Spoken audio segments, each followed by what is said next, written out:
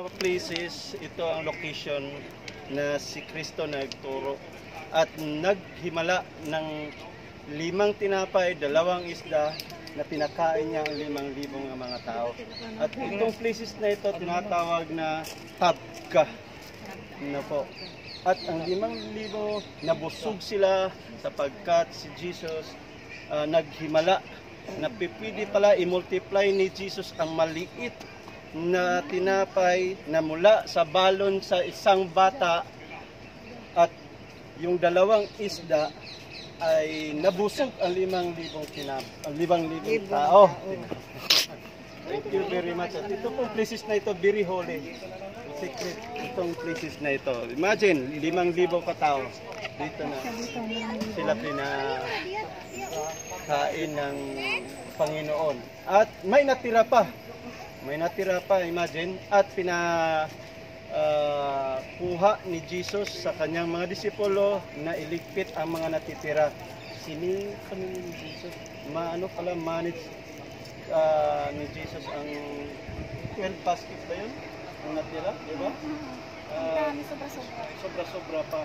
Kaya pala ng Panginoon pakainin ang 5,000 tao. At ang mga tao ay sunod ng sunod kasi nabusog sila at tinapay na pangsamantala. At hanggang ngayon, ang mga tao minsan sunod ng sunod kapag marami pong mga blessing, marami pinibigay. Maraming ayuda. Pero kapag salita na ng buwan, Ayuda ba? mga ayuda. Walang ayuda. Wala mong kakilala sa iba, wala ka ayuda.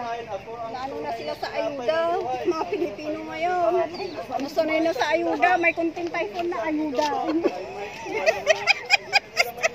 Dagong pa lang, may ayuda na. Ngayon na naman, kapitan, bigas. May bagyo, may ayuda na.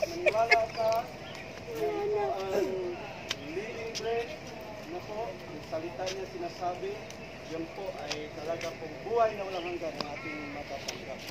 Mabubusog tayo. Si Claude ay aking palangga. God bless you guys. Yan lamang Thank you, Pastor. Dito si Jesus. Claude, nakinig ka kay Pastor? What did Pastor say? Pakaganda po lugar na ito. Okay. No? May mga bulong-bulong. Dito si Jesus nagawa ng Yan. At bread. This Maraming is the bread. Church of Tab. ikaw ng sika. Imagine mo, Oo. 5,000, paano mo nag-occupy? Walang amplifier nun. Walang microphone nun. Malakas talaga ang boses si Jesus. Oh, parang microphone. Lumahaw siguro siya.